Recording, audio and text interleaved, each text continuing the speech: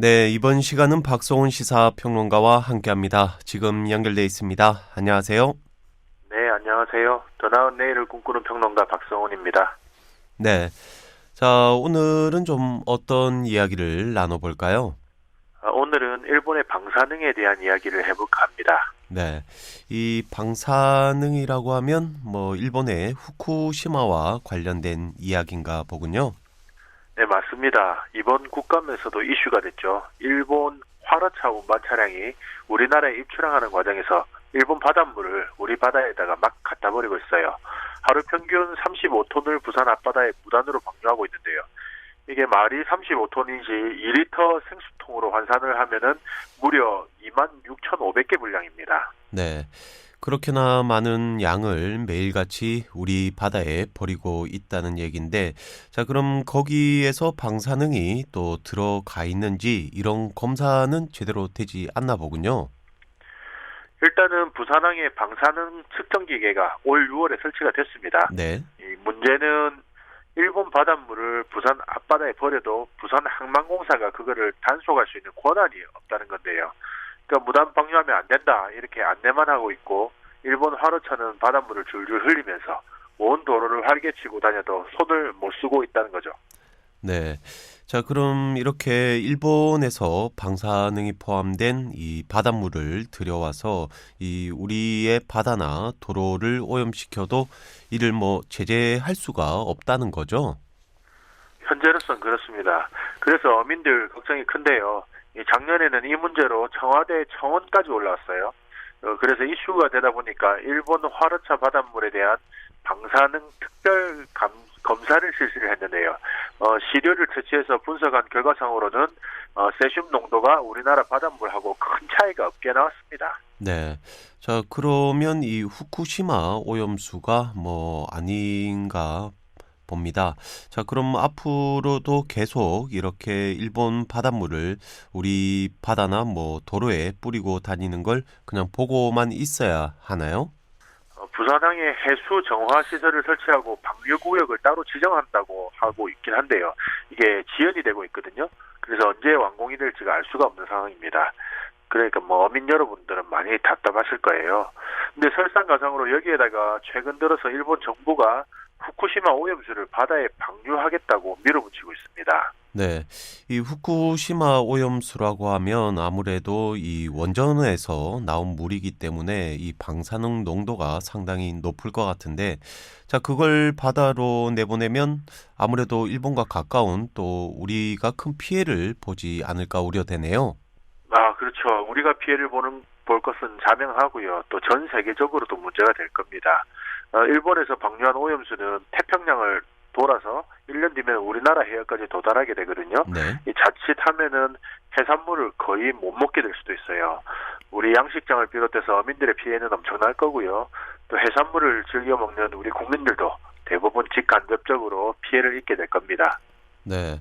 이 또 울산 같은 경우는 또 일본과 가까이에 이렇게 동해를 마주하고 있기 때문에 더 큰 피해가 있을 것 같은데, 자, 이 일본 같은 경우는 이렇게 민폐를 끼치게 되는데, 이 죄송하다, 그런 사과는 못하고 또다시 해악을 끼치려고 하고 있는 것 같습니다. 자, 그렇다면 이 후쿠시마의 오염수 이 양은 얼마나 됩니까? 그게 지금까지 저장되어 있는 오염수가 120만 톤 정도고요. 아직도 계속해서 늘어나고 있습니다. 매일 160톤씩 발생을 하거든요. 일본이 오염수를 방류하겠다고 하는 것도 저장 시설이 거의 다 이제 들어차가고 있습니다. 그러니까 새로 더 지으려고 하면은 땅도 필요하고 또 돈도 많이 들어가니까 그냥 바다로 흘려보내는 방법을 강행을 하려고 하고 있는 거죠. 네. 아무리 강행을 한다고 하더라도 이렇게 방사능에 오염된 물을 마음대로 바다에 이렇게 버리기는 쉽지 않을 것 같은데, 이 바다가 오염되게 되면 우리뿐만 아니라 일본 역시 피해를 보게 되잖아요. 그 나름대로 처리를 한다고는 하고 있습니다. 근데 이 처리했다는 오염수의 70%가 방사능 기준치를 넘고 있어요. 또 20% 정도는 기준치의 10배를 넘고요. 특히 일부 방사성 물질은 농도 최대값이 기준치의 15,000배에 육박하기도 합니다.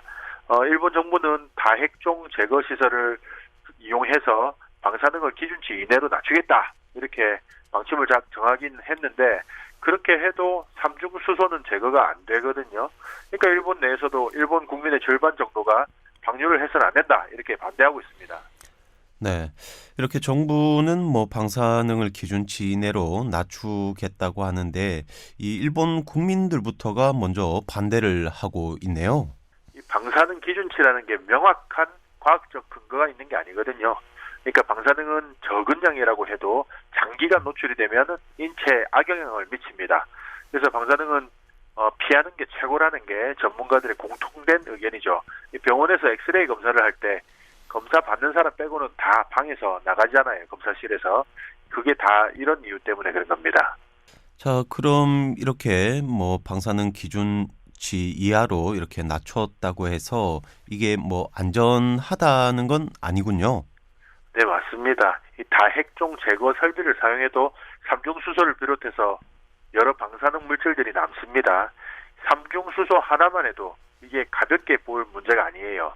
우리나라 연구진이 월성 1호기 주변에 거주하고 있는 주민들을 검사해보니까 검사한 사람 모두에게서 이 삼중수소가 검출이 됐습니다. 소변 검사에서요.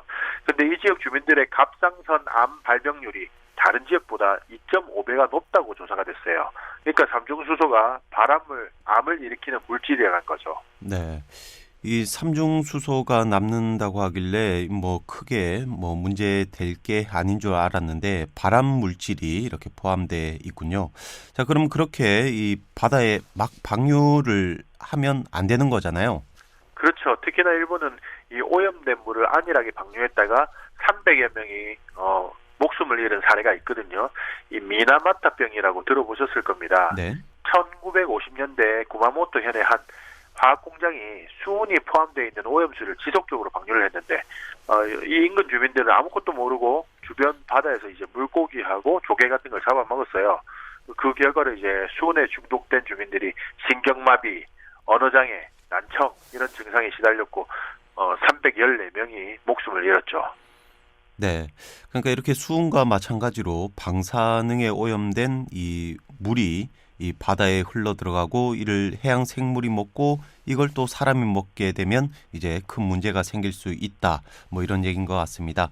자, 이렇게 일본에서는 이미 미나마타병이라는 아주 비극적인 사건도 있었고, 자, 그런데 일본 정부가 또 다시 바다에 오염수를 방류하겠다고 하니까 일본 국민들도 이제 여기에 반대를 하는 거군요.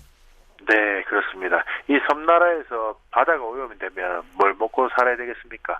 그러니까 바다 방류를 반대를 하는 거죠.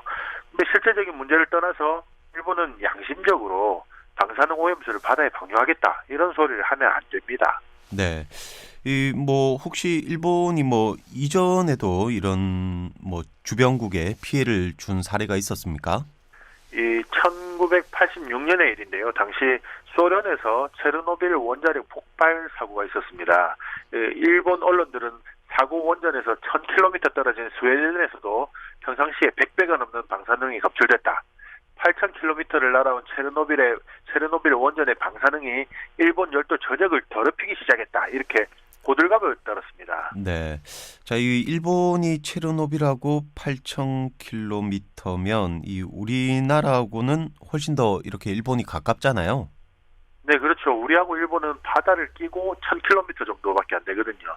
당시 일본 언론들은 매일같이 체르노빌 관련 보도들을 쏟아내고 또 일본 정부까지 가서해서 소련이 정보를 은폐하고 있다 이렇게 비난을 했습니다. 그리고 일본 국회는 소련 정부를 상대로 원전 사고의 정보를 신속하게 공개하라는 결의안을 만장일치로 채택을 하죠. 또 그해 도쿄에서 열렸던 G8 정상회의에서는 원전 사고 성명을 발표하면서 또 다른 나라들이 요청하는 모든 정보를 즉시 제공해야 한다 이렇게 소련에다가 촉구를 했습니다. 네. 이 당시에는 일본이 아주 강하게 이렇게 이의를 제기했고 또 난리법석을 피운 것 같은데, 자, 그런데 지금 일본은 이 후쿠시마 관련 자료들을 제대로 공개도 안 하고 있잖아요. 네, 근데 당시에 일본은 진짜로 난리법석이었어요. 언론부터 정부까지 나서서 떠들어대니까 국민들도 겁을 먹어서 비만 내리면은 우산은 기본이고 비옷에다가 장화까지 신고 다녔습니다. 마스크 쓰고 다니는 사람도 있었다 하고요. 또 물이나 우유, 채소를 먹을 때는 이걸 어떻게 주의해서 먹어야 되는지, 또 빨래는 어떻게 해야 되는지 이런 것까지 보도가 될 정도였다고 하니까요. 네. 일본이 지금 뭐 하고 있는 걸 보면 러시아 입장에서는 또 조금 화가 날 것도 같네요. 화는 우리가 더 납니다. 당시에 일본 정부는 체르노빌 방사능이 유럽까지 날아갔다 이렇게 주장을 하면서 유럽 전역의 식료품에 대해서 까다로운 심사 기준을 적용하고 일부는 수입 제한까지 걸었어요. 심지어 유럽 중에서도 체르노빌하고 가장 거리상으로 멀리 떨어져 있는 영국이나 프랑스의 식료품까지도 심사 기준을 높였고요. 그렇게 해놓고 우리한테는 후쿠시마산 농수산물의 수입을 금지한 거를 빨리 풀어라고 이렇게 압력하고 밀어붙이고 있지 않습니까? 네. 그러니까 자신들은 뭐 소련과 좀 다르다. 이 전형적인 내로남불 행위네요. 네, 그렇습니다. 그게 일본의 지금 모습이에요. 예, 자기 나라 국민들도 안 먹는 후쿠시마산 농수산물을 우리한테 자꾸 수출하려고 하고 또 자국 내 편의점 도시락에 넣어서 외국인 관광객들한테 팔고 또 올림픽 선수단한테도 먹이겠다고 하는 게 일본의 작금의 행태입니다. 그나마 체르노빌은 사후 대처라도 잘 한 거거든요. 소련은 인력을 대거 투입해서 빠르게 수습을 하고 더 이상의 방사능 노출을 막기 위해서 그 체르노빌 사고 현장에다가 아예 석관이라고 하는 뚜껑을 씌워버렸어요. 네. 자, 그런데 이 일본 후쿠시마 원전에서는 아직도 이 핵 연료봉이 녹고 있다면서요? 네, 그러니까 후쿠시마 사고는 아직까지도 진행 중입니다. 이 오염수가 계속해서 생기고 있고요. 그런데도 일본인들은 자기네들이 피폭을 당할까봐 베트남 실습생들한테 기술을 가르쳐주겠다고 속여서 방사능 제염 작업을 시켰죠. 그 바람에 베트남 청년들이 안타깝게도 피폭을 당했습니다. 게다가 체르노빌 사고 때 그 난리 친 거는 모른 채 하고 또 일본 정부는 특정 비밀 보호법이라는 걸 만들어서 후쿠시마 사고에 대한 언론 보도를 아예 금지시키고 있습니다. 네. 자, 그런데 이 체르노빌 사고가 이 후쿠시마 사고보다 좀 규모가 컸나요? 일본이 체르노빌 사고에 대해서는 호들갑스럽게 부풀리고 또 후쿠시마 사고는 은폐를 해서 그렇지 실제로는 후쿠시마 사고가 더 큰 겁니다. 체르노빌 원전의 핵물질은 180톤이었는데 후쿠시마 원전의 핵물질은 1760톤이거든요. 발전소도 체르노빌은 1개가 폭발했는데 후쿠시마는 원자로 3개에서 노심 용융이라고 하죠. 이 멜트다운이 발생을 했습니다. 네. 자, 그렇다면 이 오염수에도 이 방사능이 그만큼 더 많이 들어가 있겠군요. 네, 그렇죠. 그리고 지금 일본이 대놓고 방류를 하겠다고 해서 논란이 되는 거지. 사실은 그동안에도 오염수가 방류되어 왔어요. 이 사고가 난 직후에도 더 큰 사고를 막겠다 이러면서 또 하루에 300톤씩 오염수를 그대로 바다로 내보냈거든요. 그때 후쿠시마 연안의 세슘의 수치가 150배 증가했었죠. 이후로도 홍수나 태풍이 올 때마다 후쿠시마 제염토들이 대거 쓸려 내려가서 바다로 흘러들었고요. 네. 이 일본이라고 하면 일처리가 꼼꼼하고 또 남에게 패기치는 걸 싫어한다. 이런 이미지로 알려져 있는데 이번 후쿠시마 사태를 보면 꼭 그런 것 같진 않습니다. 자, 이제 마칠 시간인데 마지막으로 한 말씀 해주시죠. 후쿠시마 오염수 방류 결정은 일본 안팎의 거센 반대에 부딪혀서 일단은 연기될 것으로 보입니다. 하지만 그게 언제가 됐건 우리 바다가 일본의 방사능 오염수로 더럽혀지는 일은 기필코 없어야 할 것입니다. 네, 오늘은 여기까지입니다. 지금까지 박성훈 시사평론가였습니다. 말씀 감사합니다. 네, 감사합니다.